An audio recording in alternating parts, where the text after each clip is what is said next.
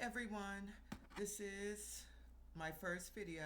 It's a review of a book that I just got finished reading when last Saturday, and it is George Orwell's 1984.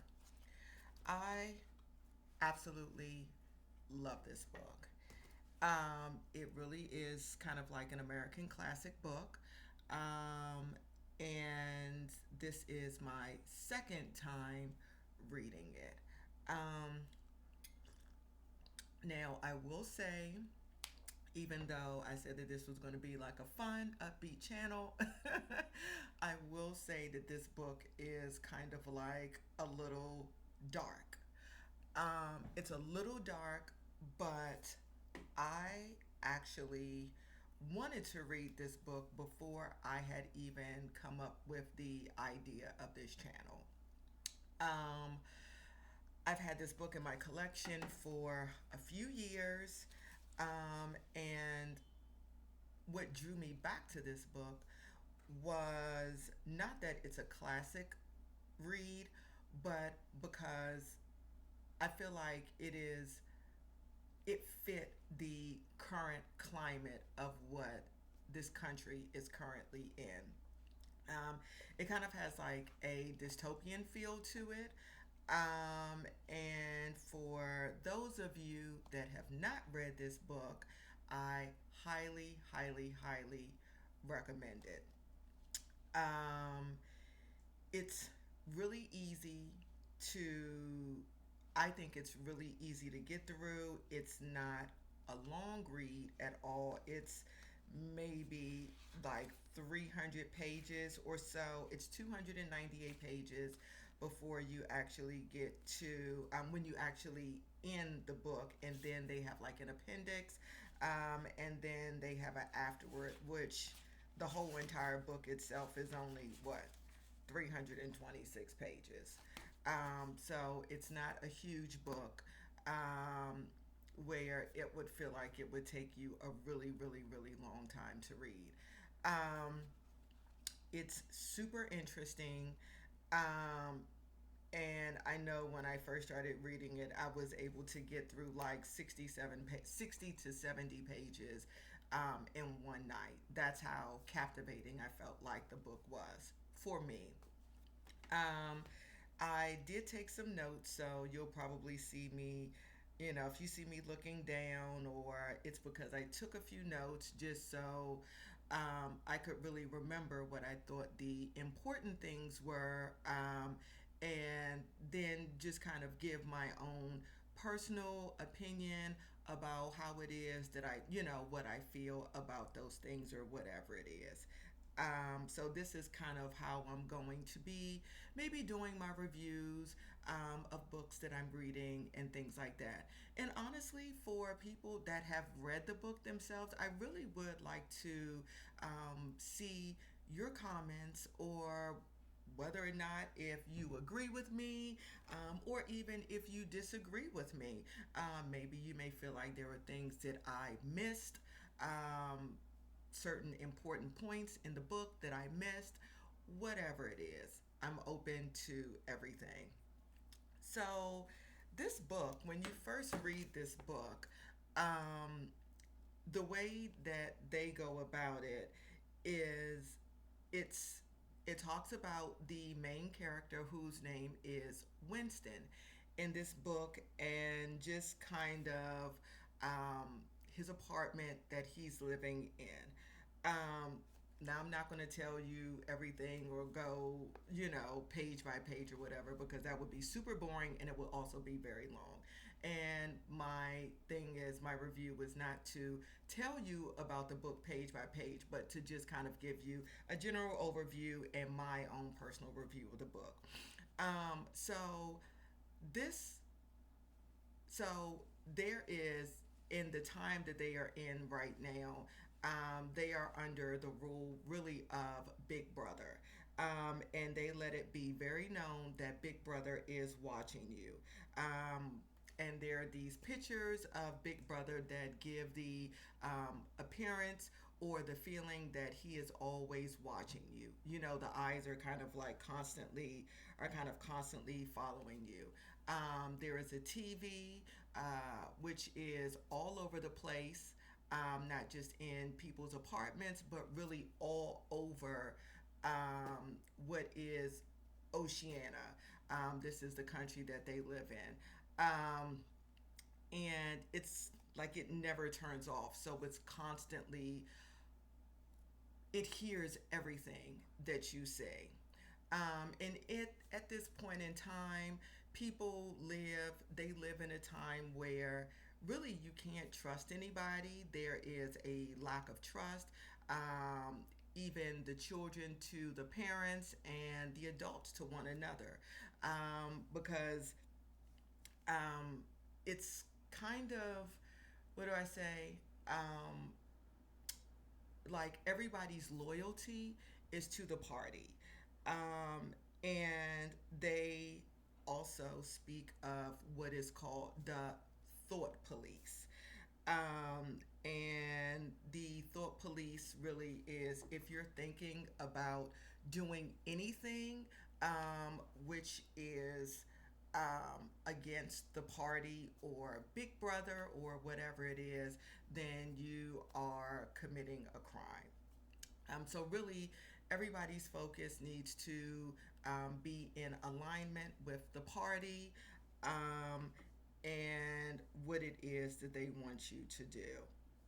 Um, and really, this whole thing creates, like I said, a feeling of unease and a lack of trust from everybody. Even young children are put in programs where, really, from the beginning, they are taught, and really their mind is on we need to do everything for Big Brother. There are three slogans of the party, which is war is peace, freedom and slavery, and ignorance is strength.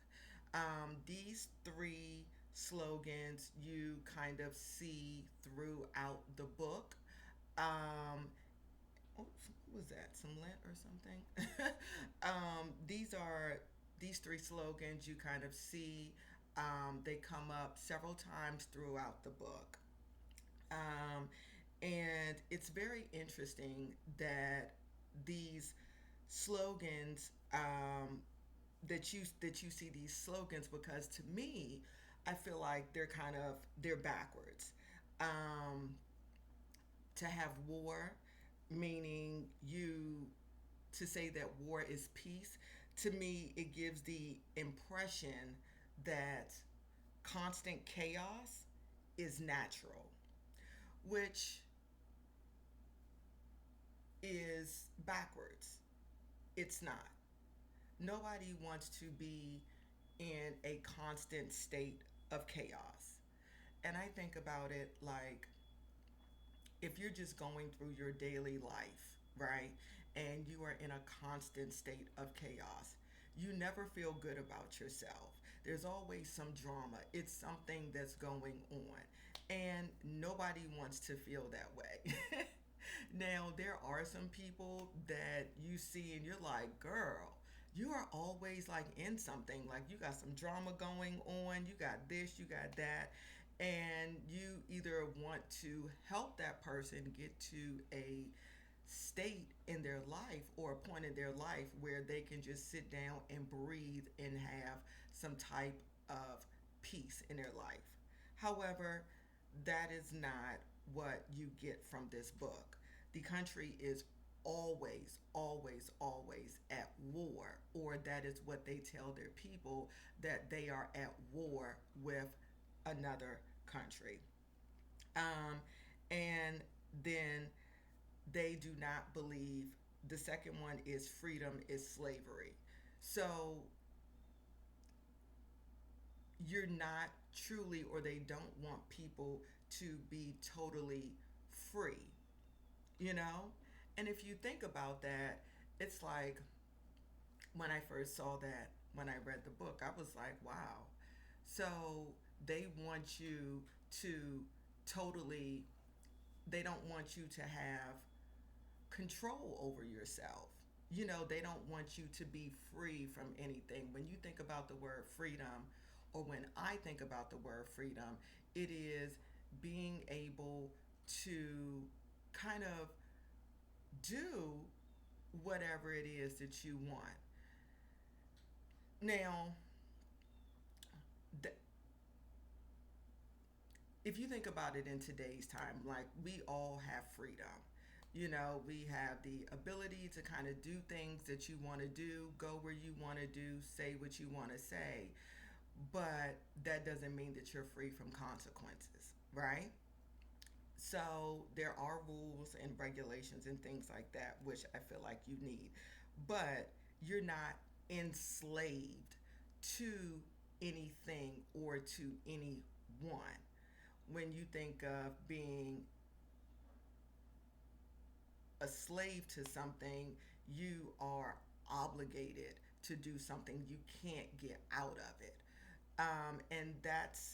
And that's what I think about those two separate words. So to say that freedom is slavery, um, again, it's kind of like a ass, kind of like a ass backwards thing. But they don't want you to have that freedom. They want you to feel obligated to the party. Again, that is what everything is. That is the big thing. That is the big thing. The big thing is you need to always know and understand that the party you is who you need to be thinking about and what you're doing everything for, right? Which is kind of like a little weird, and if you're not really in that state of mind, to me, I'm just like, I can't imagine my life where I am totally dedicated to to a party where all of my thought, everything that I do is for one person or for one big particular organization. And if you don't, if you're not in compliance with that, then you know anything could happen. And that anything meaning that what will happen is not going to be good. What is not going to be good. And then the last one, ignorance is strength. Now, this is one, when I saw this, my thought immediately went to the person that is currently sitting in the White House. I will not say his name, I will just leave it at that. And I remember when he ran for office the first time. What was that, 2016 or 2015? Child, I can't even remember. But I think it was like 2016.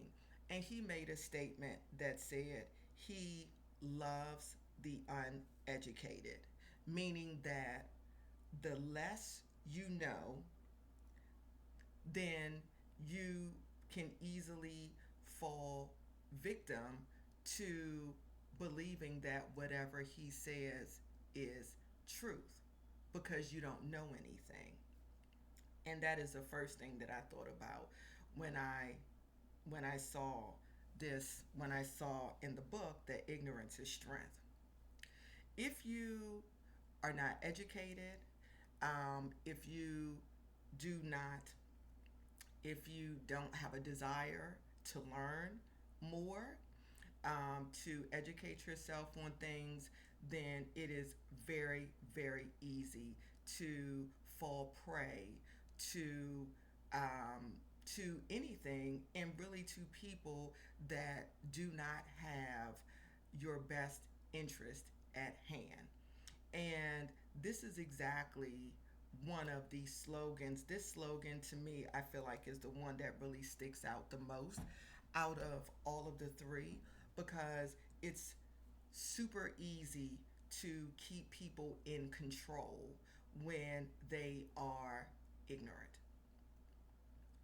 You can tell somebody, you do this because I said so, doing it because this is in your best interest. And if they don't, if they either don't know, or if they do not have any desire to question what it is that you are saying, then they can be put under something or somebody's control. And in this book, the party uses people's ignorance as a form of control, and it is a strength for the party because you have all of these people that are just like walking around and everything is about the party. So their ignorance is their strength. I hope what I just said, y'all understand. Because that's probably the best way I can say it.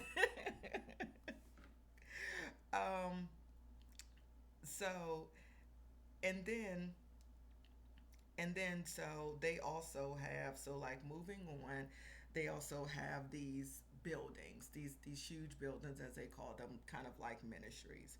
And so one is, oh, let me go back. So when you go through, as you're reading this book, you see there are so many contradictions, like in everything, you know, especially what it is that the party wants, and what it is that the what the party wants and what they actually are doing. And one of the main words that they talk about is a term in this new language that they're creating called newspeak. Is And this word is probably the most important word in this new language, and it is, the name of the word is doublespeak. And so doublespeak is very important because, let me see if I can find where I put this, where I put the definition of it. Um, but doublespeak basically is the ability to hold two opposing views and believe them at the same time, right? So they have these. So I want to get back to, out because I'll talk more into double speak, or no, double think. I think is what it's called, child. I think it's called double think. I'll get more into that later on. But they have these ministries where people kind of work at, and one is called the Ministry of Truth, which is where they focus on kind of like news, entertainment, education, and fine arts. Um, but even though the name is the Ministry of Truth, it all is based on lies. Okay? Again, the contradiction. Then they have the Ministry of Peace. Okay? The Ministry of Peace, it focuses on war. Again, opposition, the opposites. And then they have the Ministry of Law, which maintains law and order. However, inside of this ministry is torture and just extreme mistreatment of those of people. And then they have the Ministry of Plenty, which is responsible for economic affairs, which basically keeps people in a starvation mode. Okay, so, and you learn this kind of like later on, where they they the party or big brother kind of like has it set up where their people, they don't have more than what they want. Nothing is ever in excess, and you're not necessarily starving. You're just kind of like teetering right on that line. Okay? They want you to be like right on the brink. So it's kind of like really weird. Okay? So in this, so in these different um, in these different um, in these different places, the main character Winston, he works in, what is it, the Ministry of Truth, and basically what it is pretty much, what does he work in? Does he work in a records department? I can't remember what department he works in this building, but basically they he takes things and he changes them from, if Big Brother or if the party sends down something. For instance, let me take this. This is the easiest example. If if they tell their people, "Hey, we are at war with Eurasia," right? They will change they'll send this little thing down the tube or whatever it is. It'll come to Winston, um, and everything says he'll change it and say, "We are currently at war with Eurasia," or whichever one it is. And he's literally changing all the newspapers. Everything is being changed. Periodicals, everything that people can read or whatever it is changed to reflect what it is that has currently been told. Now, if something happens and they're no longer at war with Eurasia and they're now at war with East Asia, they will go back and then change everything to say, "Oh, we've been at war with East Asia for this year." There's no history. Everything is changed to reflect what it is that the party wants. There is nothing where you can look back and you can say 30 years ago we were at war with this country and then we won the war and then X, Y, and Z happened and blah blah blah blah blah, and then we wound up getting into war and into this one. So you can't go back and you can't say, "Oh, well, I remember this." Everything that they're saying, everything that is generated is based off of what it is that the party or Big Brother tells you. And there is nothing, because there's nothing to prove otherwise, you have no choice but to believe it, unless it's here in your mind. But even that's a problem.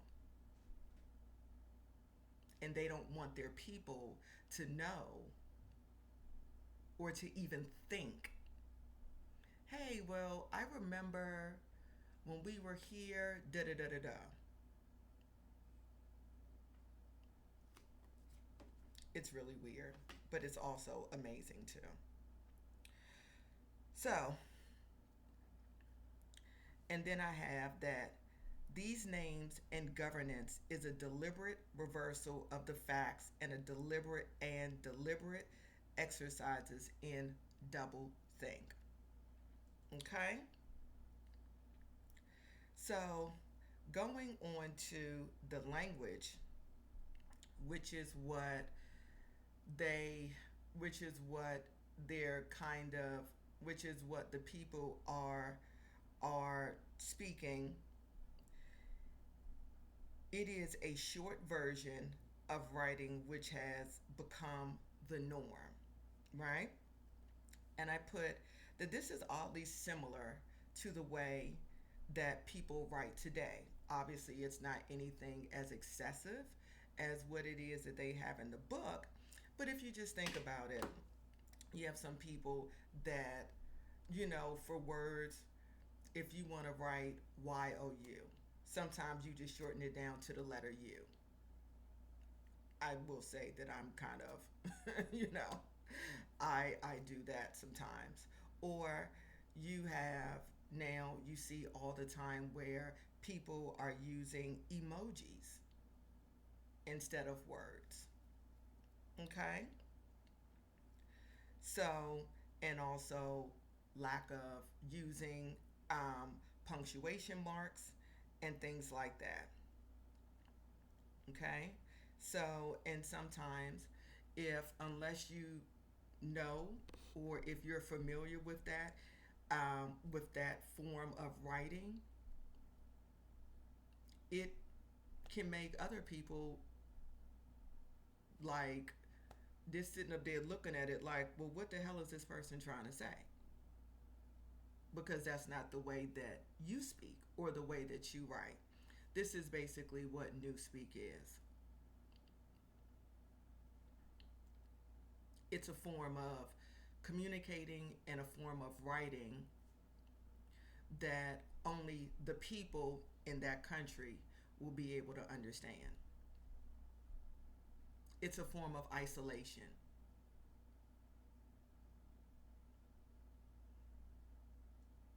Let's just say if you're only around 20 people and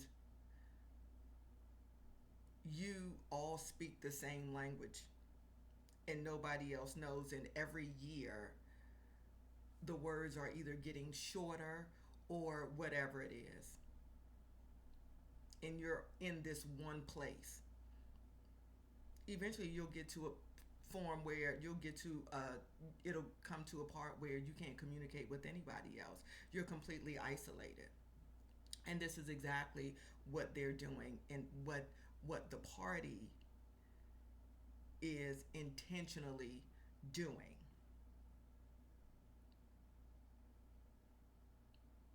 They want to isolate them from everybody else outside. They have no outside contact with other people in different countries. You know? So, and also it also made me think about the words that even on social media platforms. For instance, on YouTube, I see how how people change words to fit the rules of that social media platform. For instance, if you may talk about a form of invasion of physical assault, people will use SA,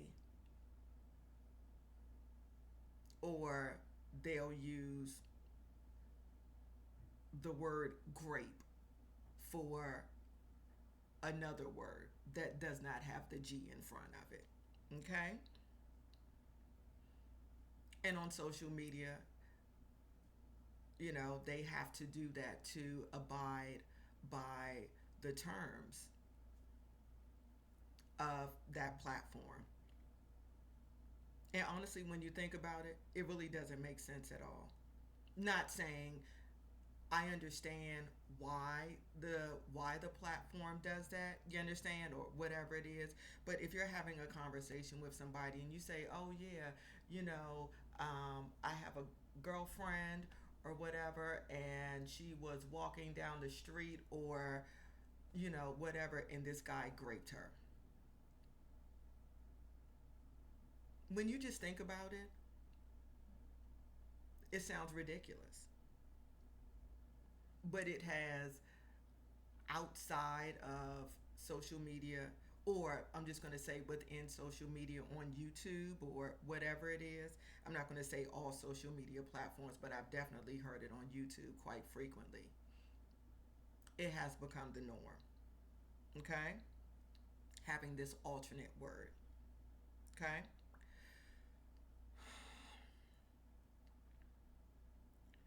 Um, Also, within the book, you hear them talk about, they have this 2 minutes, 2 minutes of hate. I'm not quite sure how often it happens, but it does happen. It is something that does happen frequently. And it is this 2 minutes of hate is where they literally put a picture up of this man who is, they consider to be kind of like, he is he's a bad person, and whenever you see this person, it should just spark some type of outrage, some type of hatred, And people look at this and they're yelling and screaming at the TV and just being so hateful towards a person that most people don't even know if he's dead or alive. But because the party has told him, has told them, oh, he was against us and he did this and he did that, it sparks this internal rage, internal hatred within the people.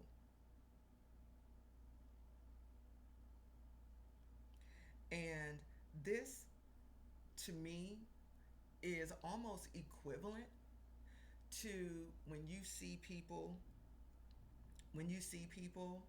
that have with our the person that is our current president, and when he speaks of our former president Obama, there are some people that get so upset. They get so upset and have like this this hatred for this man. But then when I thought about it, as I was like reading the book, my personal opinion is that our former president Obama is the exact opposite of the man that currently occupies the White House. He's educated. He sought freedom for everyone. And he did not believe in a dictatorship. Whereas our the person that currently occupies the White House, he wants to control everything and everyone. He's constantly talking about he's the only person that can fix it. I know everything. And he does everything the best. Nobody can do it better than him. And nobody should question him. Complete opposites. And you can see the hatred that he has towards Obama.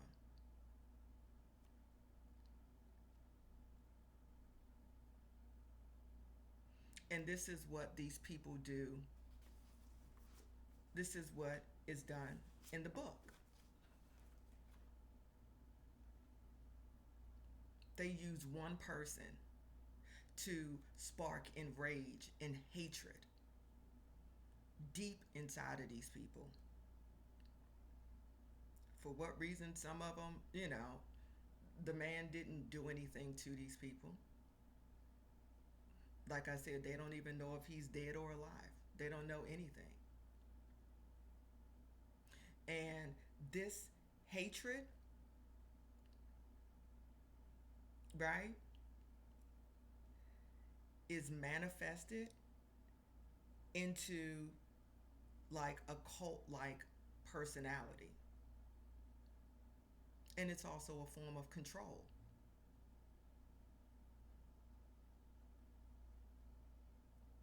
Getting people to do and feel a certain type of way without questioning, well, why exactly do I hate this person? He hasn't done anything to me. Hell, I don't even know if he's alive or dead. I ain't never seen him. It's a form of control.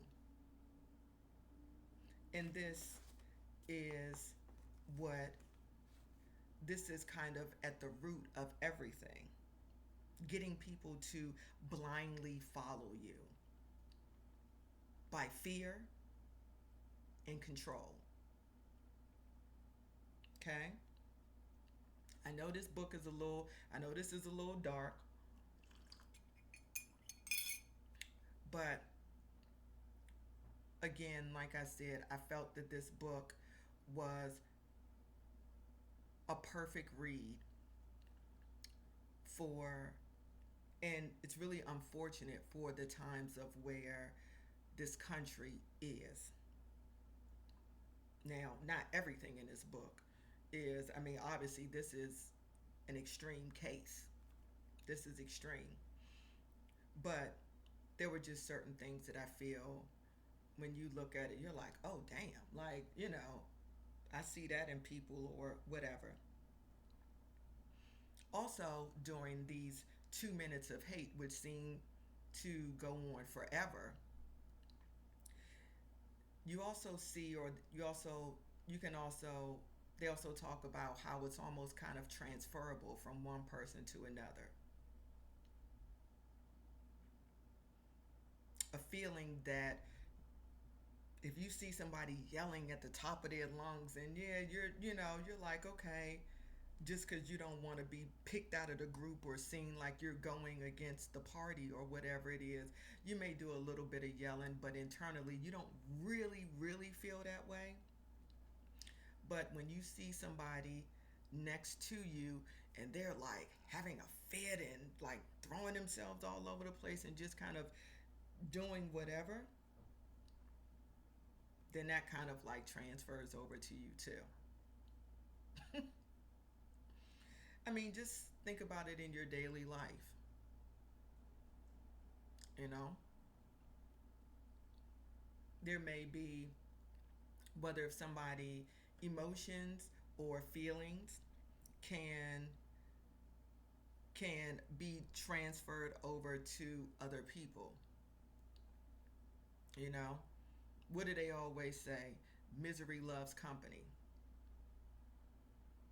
If you're around somebody that's miserable enough, they're going to make you miserable. Not that you're actually miserable. It's just that their negative energy is transferring over to you. But if you're around happy people, then hey, it's great because you want somebody that's going to make you feel good, even if you're having a down day. Okay? One thing that that is spoken about in this book is, they say, who controls the past controls the future. Right? And then it says, and yet the past, wait a minute.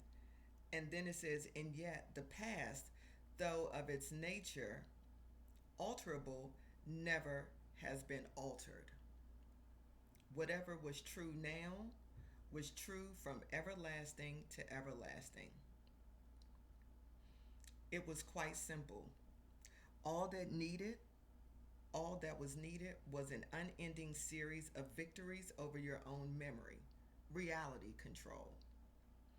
As in Newspeak, this is what they call doublethink, going back to what I had spoken about earlier.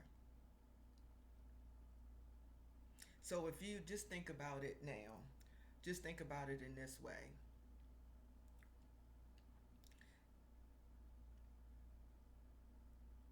If you can control, if you were in a position where you were able to control what happened in the past, then you'll be able, then you have a direct impact, or you can actually control the future.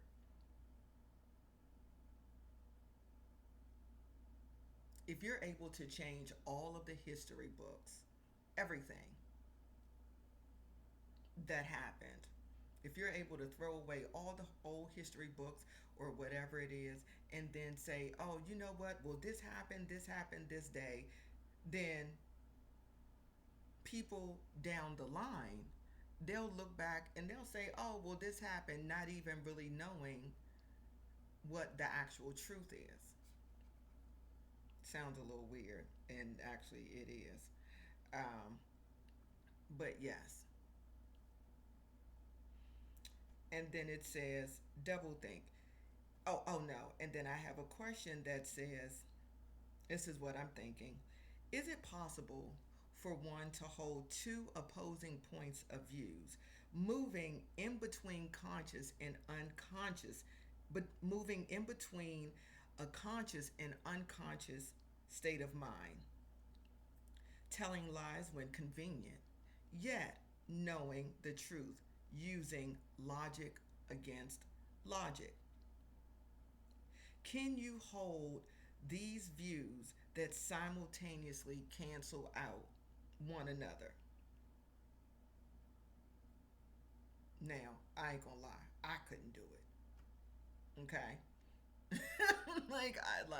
I could not do it because I would be like I would have too many questions. Like I can't hold two, I can't move in between a conscious and unconscious state of mind, knowing that accepting what I know to be a lie, yet making myself believe that it is true. That's just me. But I thought that that was when that thought had came to my mind. I was like, this is a really interesting question. Now, let me know. Please put in the comments what you think about that. Could you do it? How do you feel about it? And then I said, how do you prove? And it says, how do you prove what is true if you only have your memory and sometimes that faults you? Now, as we get older, you know, there are things that maybe when you were in your 20s, you just knew, like your memory was sharp and good. But now you're in your 40s or your 50s or even older, the same thing, there may be that little piece of memory that you have left, but you can't quite remember all the details there. But you know that something happened. You just can't remember the whole entire story. If all the books have been destroyed and rewritten, how then does one know what is time, history, etc.? The party in control can create what is true and untrue. This is truly frightening. Now, this makes me, I'm going to jump off to the current day right now. And I'm not going to get too deep into it because the last thing I want is to get wrapped up into politics or anything like that. This is not what this channel is about. Are the man currently in the White House has spoken about museums, specifically the Smithsonian Museum as of recently, and wanting to change or take out certain things about slavery to give a to present this wonderful, you know, oh, the United States is so great and da da da da da. He believes that that paints a negative picture of the United States. If this is allowed to go through, which I pray to God it doesn't happen, he's unable to do that. If you think about it, it's like if he's able to make a change like that and it's never reversed, he will have been in a position where he was able to control the past, history, thus being able to control the future.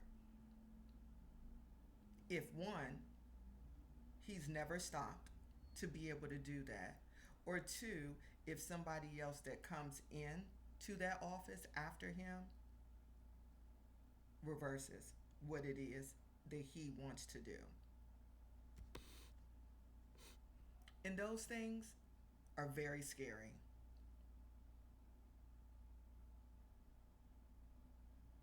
They're very scary to think about.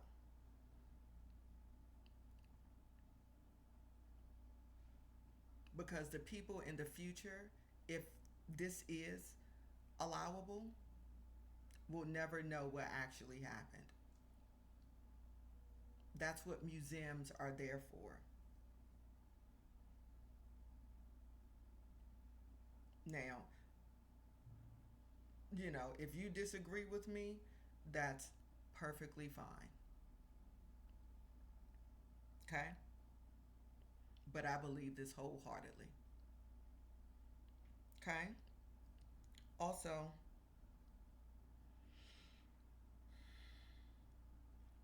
so also going back to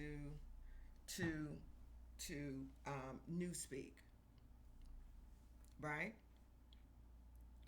In their whole uh, in their whole thing of changing the languages, they destroy dictionaries, creating a whole new language, right? Not only is this new language created for isolation, but it's also meant to minimize the amount of words that people actually use,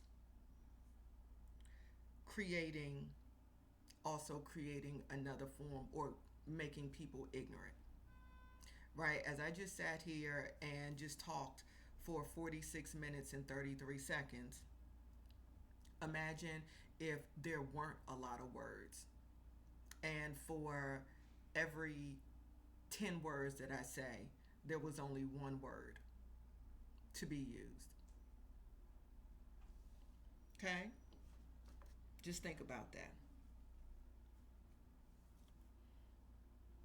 Not only that, it limits exposure, and it also limits your thought process as well too. This is what in this book they hope, or what they are trying to achieve. If you don't have the words to think about something and express it, then again, you're keeping people ignorant. It's narrowing, sorry, the range of thought, making what they consider, or what they say thought crime, is impossible. Why? Because you don't have any words to express what it is that you're saying. That's like if you say, "Oh my God, I'm in pain," yet there is no word in this new language, Newspeak, right, as it's called, for the word pain, then you're not able to express what it is that you're feeling.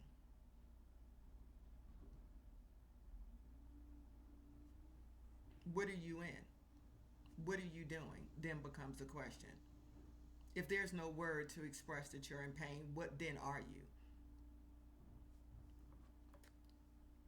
Crazy, right? Now, so these are some of, again, like I said, these are just some of the things as I was reading the book that I just kind of picked up, and I just feel, I think this book is just amazing. Again, this is just my personal review. It's not 100% perfect. I'm not saying that I picked up everything, but I just think it's so I think it's so interesting when you're reading this book to hear what it is that they did, or what's in this book, because it really does make you think. It makes you think, and it's like, oh my God, what if, is this even possible? You know? So, and then so there's a statement in there where it says, um, you can create dead people, but not living ones. This is interesting in how you can make up what you can't see, but not what you can. And I said, to me, it's like saying you can make up lies, but you can't make up the truth. But then, at what point do at what point do lies then become truth? Especially if you say the lie over and over again. Again, think to the person that's currently in office. If you say something over and over and over and over and over again, eventually you'll start to think that it's true because you're constantly telling yourself the same thing over and over and over and over it again, over again.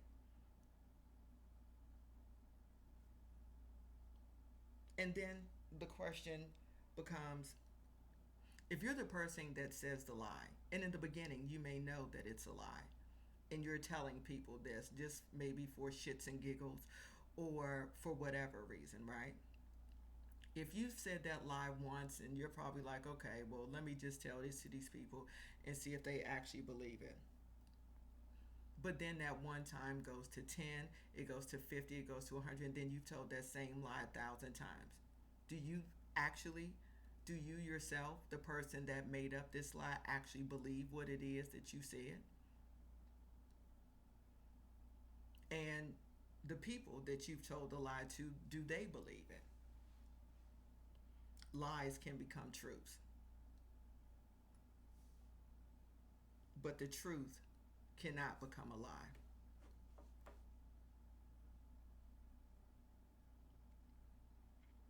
Okay?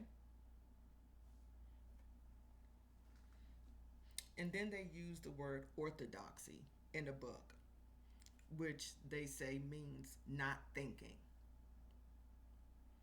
not needing to think. Orthodoxy is unconsciousness.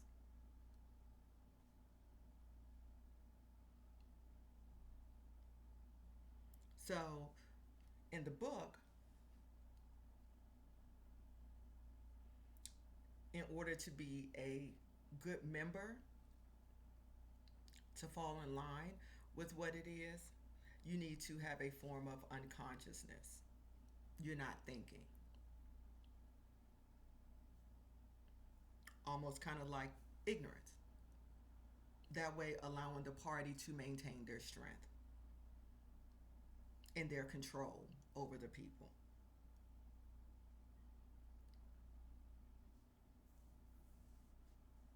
And then it says, until they become conscious, they will never rebel against the party. And until they have rebelled, they cannot become conscious.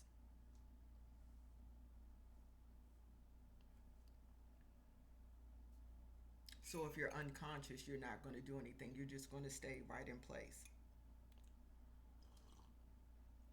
If they're not thinking about that, if everything that they're thinking about, if their loyalty, if their trust, if their honor, everything is to the party, they're constantly going to stay in line. Ignorance.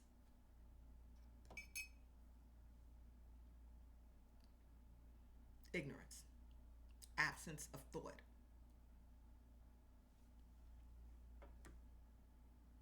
Okay? So, one of the commands that the party has is they say, reject the evidence of your eyes and ears. It's their final, most essential command, right? This right here is super important.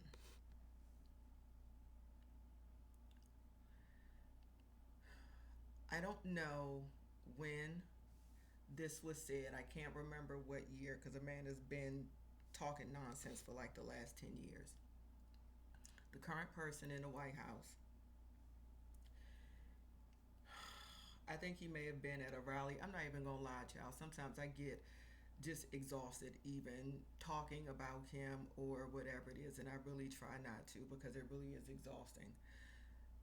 I remember he made a comment where he said, "Don't trust what you see," or something like that. Trust what I tell you. Some craziness. It was somewhere along the lines like that. That's the first thing that came to my mind when I read this book. Again, mind you, the first time I had read this book, I think had probably been like over 10 years ago. And when I saw this, I said, this, it was, it was just crazy to read this.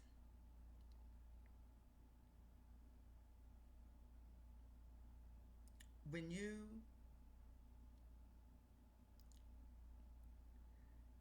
put all of your faith in everything that you know to be true in one person, it is dangerous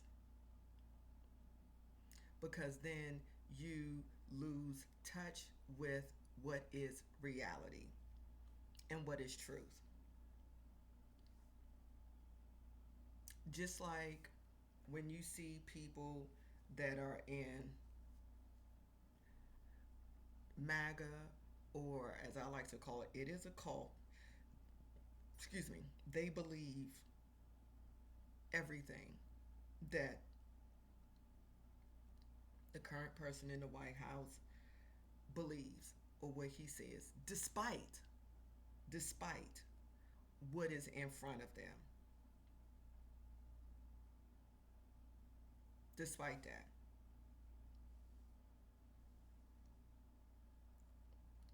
And that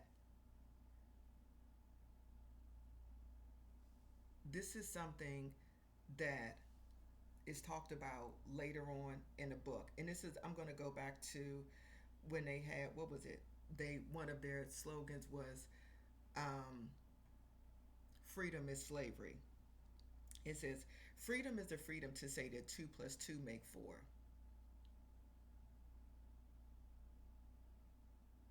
But if the party tells you that two plus two equals five, which one is it?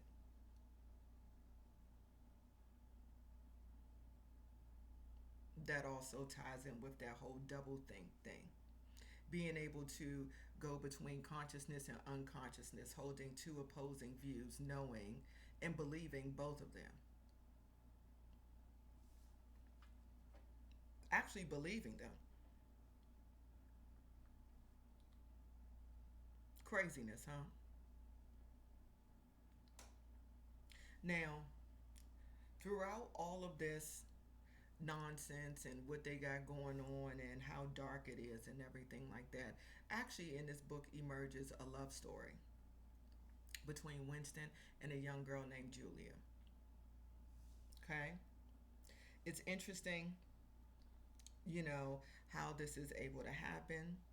And it's not kind of like your typical love story because they're not able to really just kind of like walk freely and really do the things that you would expect people to do, that when you meet somebody and you fall for that person, you guys want to go to the movies, you want to do this, you want to do that, you want to hold hands, you even want to tell the whole world, hey, this is the person that I have met and I think that they are great.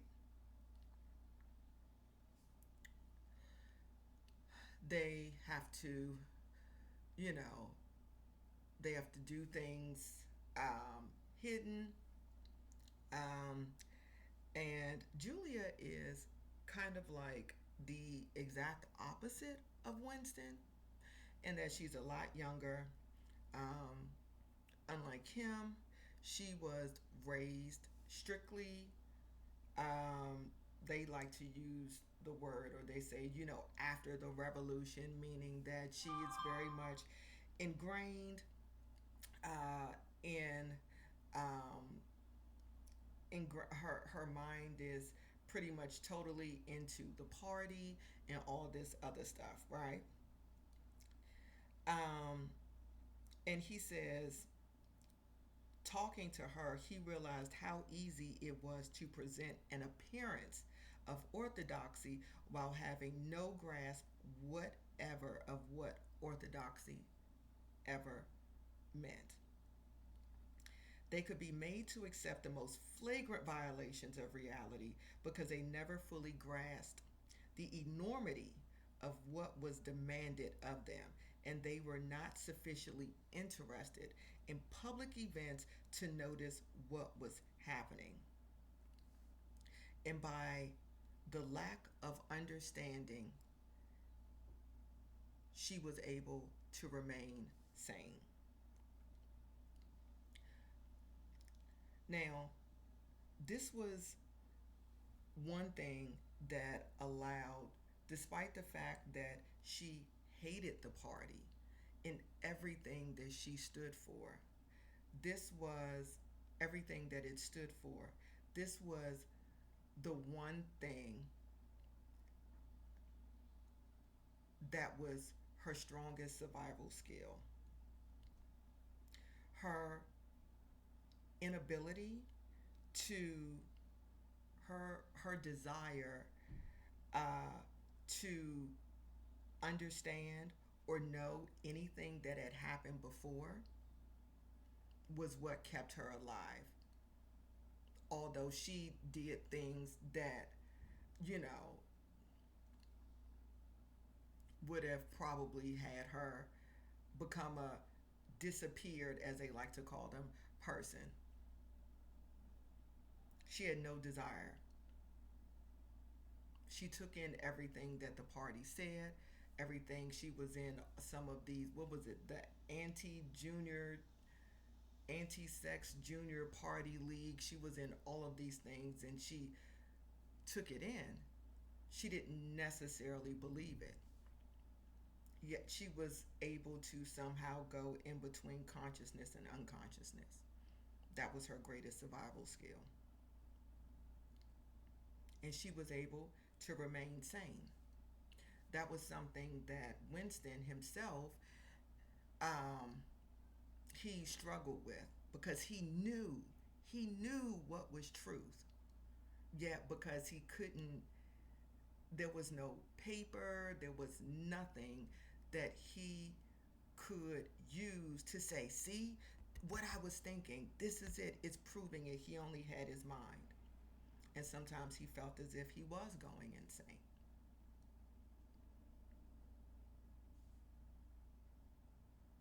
And sometimes his mind, it would, I don't want to say his mind would give him away to other people, but this was just an internal struggle that he had within himself. And he sometimes questioned himself as to whether or not was he actually sane or insane. Julia never had those issues. Okay? So this really is, so then at some point, right? At some point, there is another person. Um, how do I put it? Because I really don't want to like talk about the whole entire book because this can like go on forever. Um, this is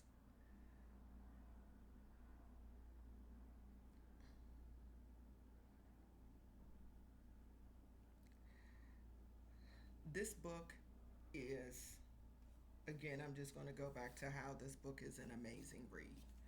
It really is. I've kind of given a good amount of review of the book. Like I said, I'm not going to go too far into it because I don't want to talk about every little thing that happens within this book. Um, but I really hope that what I have spoken about is enough for people, for those that have not read it, to have some interest in it and say, oh, dang, I think I'm going to go read this book.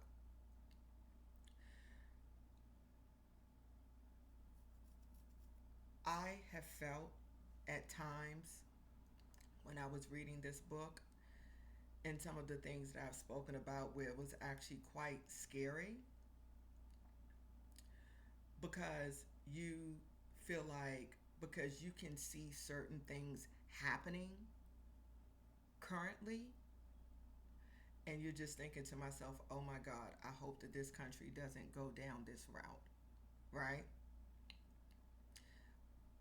Is there going to be somebody that can, or are there going to be people that can stand up and can make sure that this doesn't happen? You know, what do we do to get things right back on track? But this is an amazing read. It really is. Um, I would love to actually hear what it is that people have to say in the comments. If you've read this book, if you like the review that I've given, please tell me. Like I said, even if you disagree or if you think that maybe there was something else that I could have went deeper into, I'm definitely open to hear about it. Like I said, one thing that I love to do is read, especially books like these that make me think and sometimes kind of take my mind to places that maybe I may not have thought of. I really like these type of books. You know, so I've been on here for over an hour, which is kind of like a lot longer than I thought that it was going to be, or maybe round about the time. Um, Again, I hope you guys have enjoyed this. And I have another book that I will start reading. It is another George Orwell, book. I have read it before, um, and I really do need to read it again. My second book I'm going to read is going to be another classic. It is Animal Farm. I remember when I read it some years ago, I didn't, you know how you kind of read books and sometimes you don't, you need to read them again to kind of like really get into it. That's where I'm at with that book, but I do remember that it was a good read. So thank you so much for listening to me about my review of, again, George Orwell's 1984. And I look forward to everybody's comments, um, whether good or bad. But again, let's just all try and be respectful. Um, and I promise I will be on again with another review. My next book I will be reading is, again, George Orwell, his book Animal Farm. But maybe before my review, I actually may have a story to tell. So please hit the subscribe button. Please like this video, and I look forward to seeing you at the next one. Bye.